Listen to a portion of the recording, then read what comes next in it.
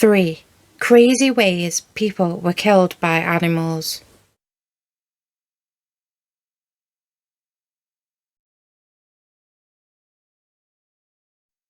Number 1. Beaver bite kills man. In early 2013, a 60-year-old fisherman who has not been named at the request of his family was driving with friends towards a lake that I definitely cannot pronounce, so I should just put it on the screen. But since I've been doing my research, I cannot even find this lake, so anyway, I will put it up on the screen, and if someone knows that this is the actual lake name, please let me know in the comments. Shestakovskoy, which is west of the capital of Minsk in the country of Belarus.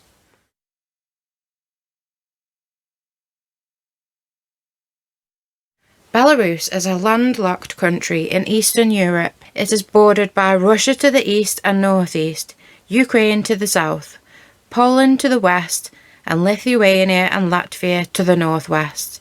Belarus spans an area of 207,600 square kilometres, with a population of 9.1 million. But enough of the geography lesson. Let's get to this biting beaver. I never realised how ridiculous that sounded until I just said it. Anyway, as the fisherman and his friends were happily driving, he spotted a beaver along the side of the road and decided to stop the car for a closer look at the waddling creature. But for some reason, this man believed he was a beaver tamer or something, as he suddenly and foolishly decided to grab the poor animal, and of course, in defence, alone and confused as to why this unknown, random human would just grab at him. In return, the beaver decided to bite the fisherman, and not just once. This beaver bit him several times, and one of those bites cut a major artery in his leg, perhaps his femur. The man's friends shocked at what they had just witnessed, right in front of them. Apparently, the man believed he could get so close to this wild animal, even touching it. And do you wonder why? Yep, you guessed it. All for a selfie with this animal.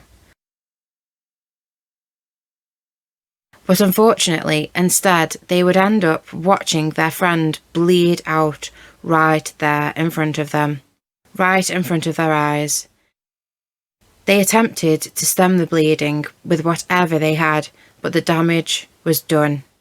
The beaver's razor-sharp teeth had torn through the man's body, and he would be pronounced dead on arrival to the Sulims clinic in the village of, Ostromachevo. It is said he's the only person known to have died from a beaver attack in the country of Belarus. Maybe at that time, or I don't know, up to date. The village doctors said the character of the wound was totally shocking. We had never run into anything like this before. It was said to be the latest in a series of beaver attacks on humans in the country, as the rodents with their jagged, sharp teeth have said to have turned increasingly aggressive and are wandering near homes, shops and schools.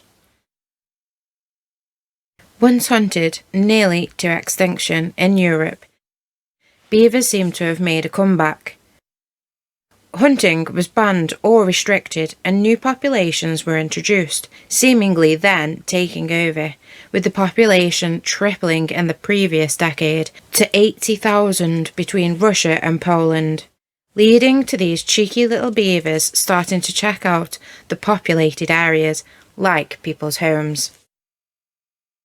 The Belarusian emergency services said they had received many reports of aggression by beavers, which can weigh up to 30 kilograms or 65 pounds and stand at around a metre or 3 feet high. Man, that's big. And beavers have never been known to be friendly to approach, have they? Let me know in the comments, would you risk it for a biscuit to take a selfie and have a cuddle with a wild random beaver? The rise in number of beaver attacks was said to be attributed to the springtime that brought about more aggressive behaviour in the young beavers that are sent away to stake out their own territory. So clearly at that very time, much more territorial, hostile and antagonistic. Certainly not human friendly, or up for a selfie with a human. They would definitely be confrontational at this time, and of course, this was a lone beaver at the side of the road, most probably disorientated or maybe even dehydrated, ready to be combative if approached with what could be seen as danger, like a human grabbing you. I'm sorry, but you've just got to expect it. It's a fucking wild animal, not a cuddly toy. Also, being largely nocturnal animals, beavers are known to be easily disorientated during the daytime and will attack out of fear. It seems this guy knew a lot more about fishing than he did about beavers.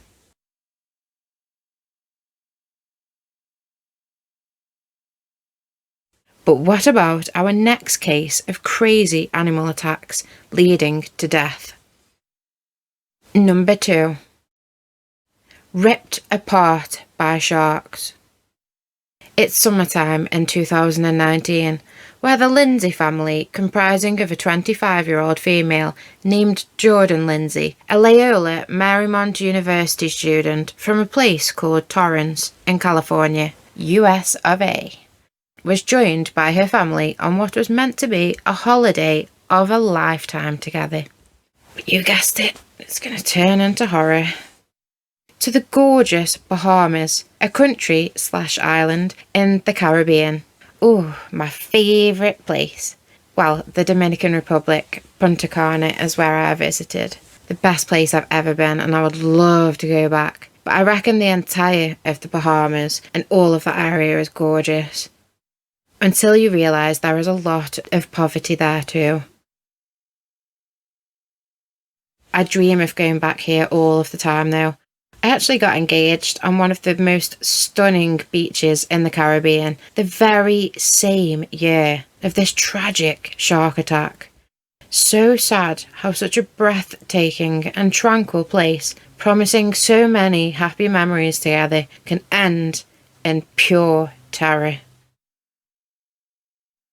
It was the 3rd day of their family holiday. Loving the sunshine and the beautiful beaches, this family was active and didn't like to just sit around sunbathing. So on this day they decided to take a last-minute trip or excursion with the Sandy Toes Tour Company to Rose Island. Rose Island is small. It lies 5 kilometres east of Paradise Island. It actually has no formal residential infrastructure or even any roads.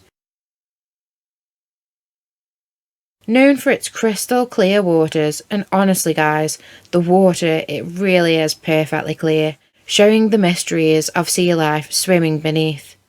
Just truly stunning, it really is. I wish I was there right now. Not in the water with sharks though, just on the edge looking in. But the other thing that Rose Island was known for was its 9 resident swimming pigs. Yep. Swimming piggies. Jordan's father, Michael Lindsay, later said, "I wish they didn't let us on, but they snuck us on," hinting it to be illegal or wrong to do so. But I'm confused. If he knew it wasn't even a properly organised and safe excursion, why would he willingly take his family along? Anyway, I'm certainly not judging anyone here. It's a terrible loss to the world and the Lindsay family. This story is a stark reminder to only go on fully planned, organised and safe trips that the hotel itself has put together, or a trusted business.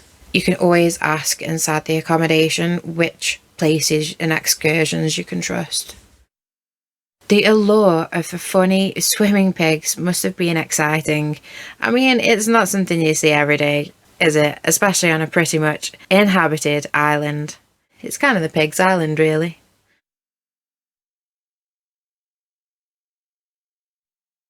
Father, Michael and 3 others, including his 2 sons, were off just swimming along the beachside on another part of the island, with Jordan's girlfriend, I believe.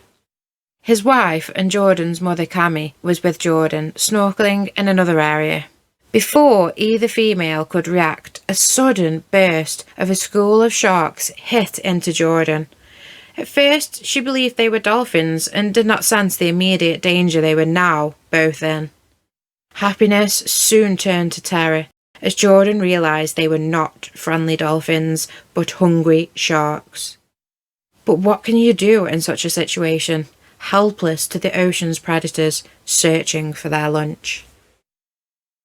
Jordan instantly screamed in terror when she realised what was happening. Cammy, her mother, in shock at what she was seeing and hearing, did not know what to do. Mother's instincts, she immediately swam towards her panicking daughter and a dangerous school of hungry sharks. This part of the West Atlantic Ocean is literally teeming with sharks of all kinds, mainly 10 different ones, including the tiger shark, the hammerhead, the bull shark, the great hammerhead, and also one named the Caribbean reef shark. And as we all know, sharks, not friendly. It seems extremely reckless to just be swimming in this part of the ocean, as you just never know what bloodthirsty marine animals are waiting beneath those crystal clear waters, ready to attack. You are so vulnerable in that situation. It's terrifying. It was around 2 p.m. that sunny day when Cammy heard the painful cries of her daughter. No one else saw or witnessed the attack. In turn, no one raised the alarms to help save the girl. It was all on her mother to rescue her. In seconds, the sea predator bit a huge chunk into Jordan's right arm and then sunk its deep teeth into her legs. Horrifyingly, Jordan's right arm was completely torn off in the brutal attack. She also suffered bites to her left arm, both of her legs and her buttocks. But bleeding now profusely, still in the middle of the ocean, she was literal bait for those hungry sharks that day. And the terror was not over yet, not even slightly. This poor female suffered immensely at the hands of the ocean's predators, or the mouths. But the other thing that Rose Island was known for was its I've already done that bit. Sorry guys. Cammy, rushing to her daughter's aid, could do nothing but hit the shark and hope it released her daughter. So she did. Again, no one was around to see the struggle for life, and Cammy knew she had to pull her bleeding child to safety. But the women had snorkeled out much further than they realised. Rose Island was too far to drag her suffering child, who with the scent of blood must have been so enticing to all of the sea life there. The mother did her best to use all of her energy and pull Jordan onto a piece of land. But in no time, another shark had clocked onto Jordan's scent and came to check out what it was all about. Jordan cried out, "Mum, there's another shark coming." How goddamn terrifying, you guys. It sounds just like a horror film. Next, the second shark attacked the poor, injured Jordan, just wishing her nightmare was over at this point. It was now a fight between mother and shark, as shark number 2 began to tear at Jordan's legs, attempting to pull her under the water. But Mama Cammy wasn't letting that happen. She began to fight the shark. Jordan's courageous and fearless mother actually won the fight, and she valiantly fought off the vicious sea predator, who did leave them. I mean, what a woman. That's the mother's instincts for you. Protect your baby at all costs. Bless her. Cammy used every ounce of energy she had left to not only swim herself after a fight with a shark, but also managed to drag two sharks, but also managed to drag her grown daughter along too, which would have been incredibly exhausting, as Jordan could not help in any way, just in pure agony from her multiple shark attack wounds. After a brutal struggle against the sea and its predators, the woman reached a nearby island, as all of the people there were in utter shock at what they saw. Jordan's family heard a commotion about a shark attack, but still didn't know the true horror from where they were, or that their beloved daughter Jordan was the one involved in the attack. As Cammy hauled her terribly injured child onto the sand, she could see the extent of Jordan's wounds. They were horrific. Every part of her body was torn apart, and the blood loss was unbelievable and very abrupt. Still with no help on its way, it was down to Cammy and now the people on the beach. She was losing consciousness due to the pure shock and blood loss, barely clinging to life and in major need of tourniquets for her serious limb injuries. But when the boat that finally arrived to take them for medical assistance came to help, they were lacking even basic medical supplies like tourniquets. Extremely important and crucial to be kept on them for life-saving events. Used in many situations. Police have them. Why wouldn't they? The chance of many sharks that could attack. Apparently there wasn't even a first aid kit on board the rescue boat. Not much of a rescue boat now, is it? They literally just put towels over her bleeding leg. Like the fucking beachgoers couldn't just do that. Where is your medical kit, for fuck's sake? The boat rushed Jordan Lindsay to a dock where an ambulance was waiting for her arrival. But unfortunately, with the delay, inadequate response and medical attention, it was just sadly too late for this bright and healthy 21-year-old student. And so much to give to the world. Before her father could even reach the hospital they had been taken to, all of her hopes and dreams for her future were ripped away. When Michael arrived, he was told, "Your daughter's gone." How utterly heartbreaking and so sudden. 1 second, enjoying the holiday of a lifetime on an amazing island, and next, you're being informed that your child has died there. Oh, horrific.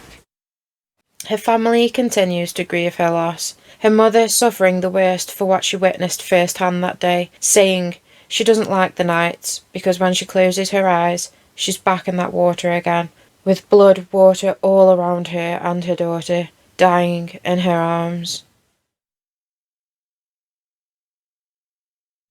After the unfortunate attack that day, and the Sandy Toes Tour Company refusing to take blame, saying they responded swiftly and in line with their emergency protocols and procedures, well, not good enough.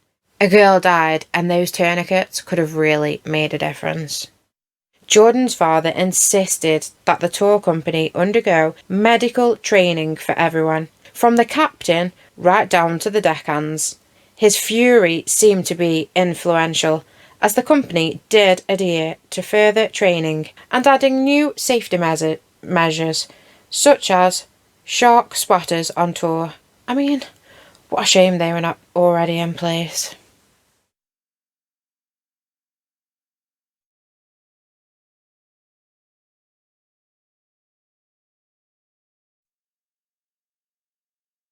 Number 3.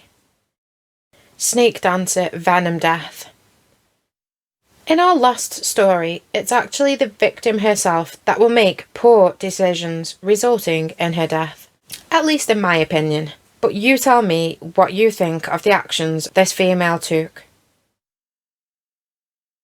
It's April 2016, and in a small village called Karawang in West Java, Indonesia, and a pop singer from the same country, famous for her performances on stage with dangerous and deadly snakes, was ready for her next big show.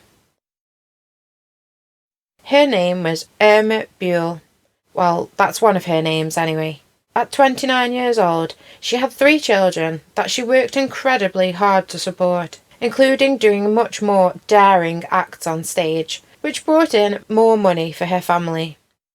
Irma had been performing with snakes for 8 years, and with cobras for the previous 2. She worked with various snakes such as boa constrictors and pythons. But this tragic story involves a much more deadly snake, the venomous king cobra.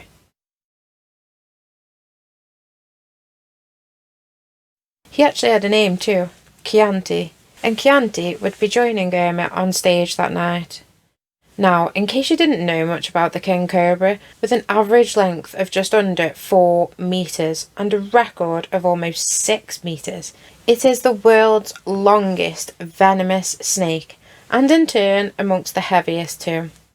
It chiefly hunts other snakes, including those of its own kind, as well as consuming things like lizards and rodents. Known to be the only ophidian that chooses to construct an above-ground nest for its eggs, which are purposely and meticulously gathered and protected by the female throughout the incubation period. Even just the fact that they pick to have their nest above ground proves how much of a deadly predator and force that they are over most other living things, and being dominant over the majority of snakes.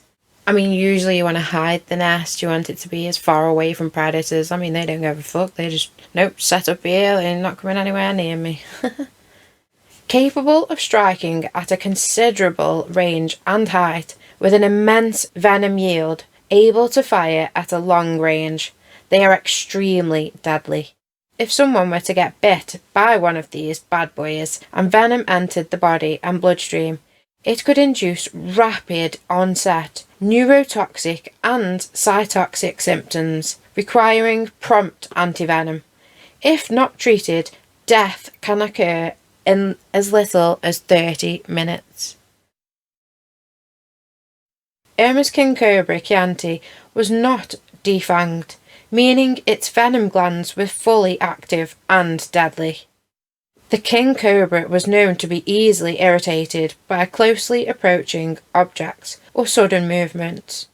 Despite the fact that Irma's snake was completely deadly and could attack with full venom and fangs at any moment, and that these snakes are annoyed by movements sudden, like for example dancing, she still decided to take to the stage with Chianti to dance for her crowd. No, even if these snakes were defanged, I mean, she is pretty daring with them, throwing them around, dragging them around. She goes into the crowd to show them as well. She's pretty daring. I can see why she would get more money for that. Remember, the more high risk and chance of actual bodily harm, the more money these dancers would bring in. Many mums just trying to earn a living with much competition.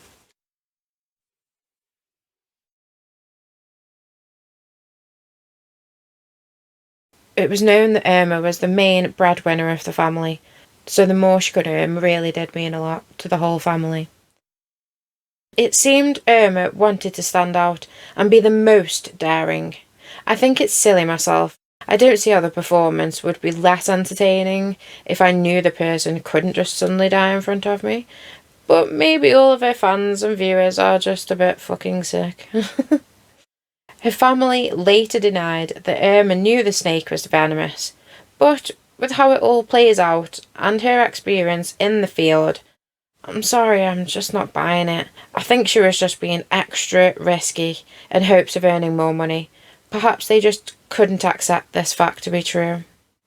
During her entertaining snake dance and singing performance, as she moved into the second song of her set, at some point she accidentally and carelessly stepped on the king cobra Chianti on its tail, and the snake's immediate reaction to being stood on by this grown human was to turn and latch onto Irma's thigh, releasing the deadly toxic venom straight into her bloodstream. It was visible to the crowd that something had happened. She seemed to react in pain and stopped for a moment, even kneeling down in pain and obvious discomfort. I'm sure it was excruciating.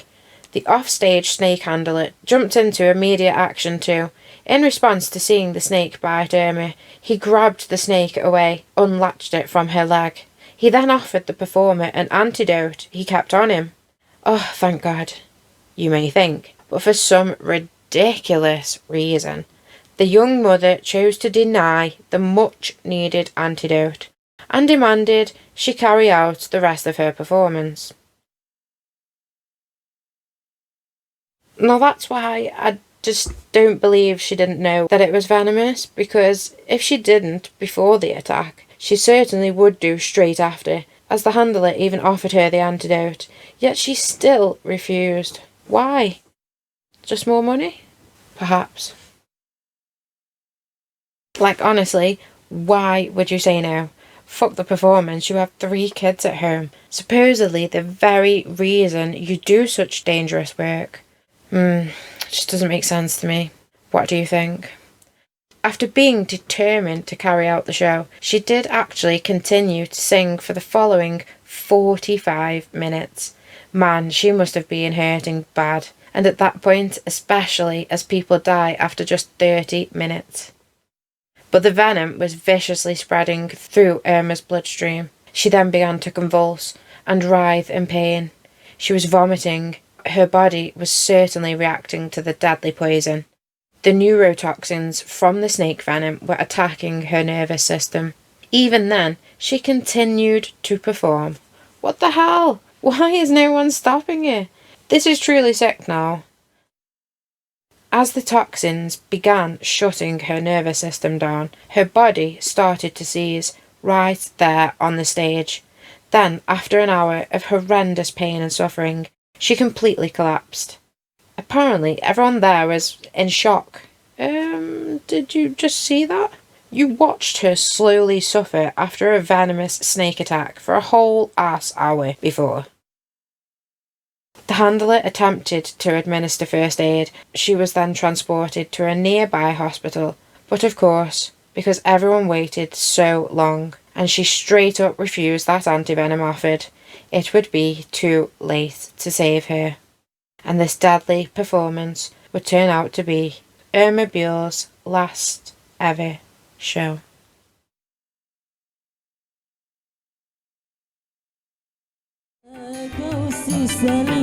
Yang telah terjadi, walaupun aku masih.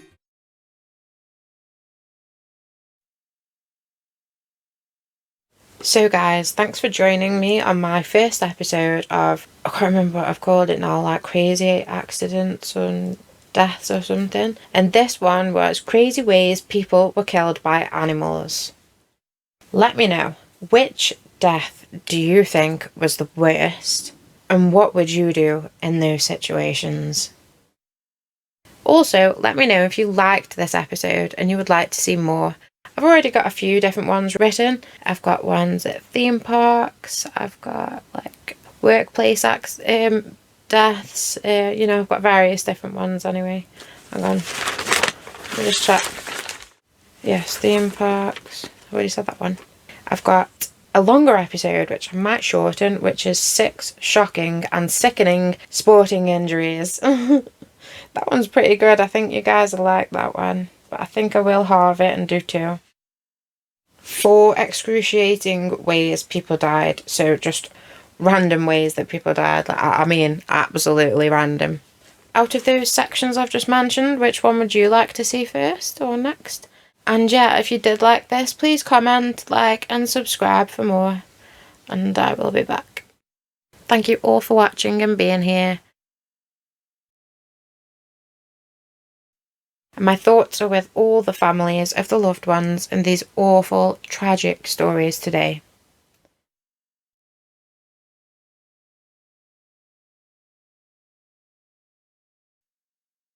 Take care out there, guys.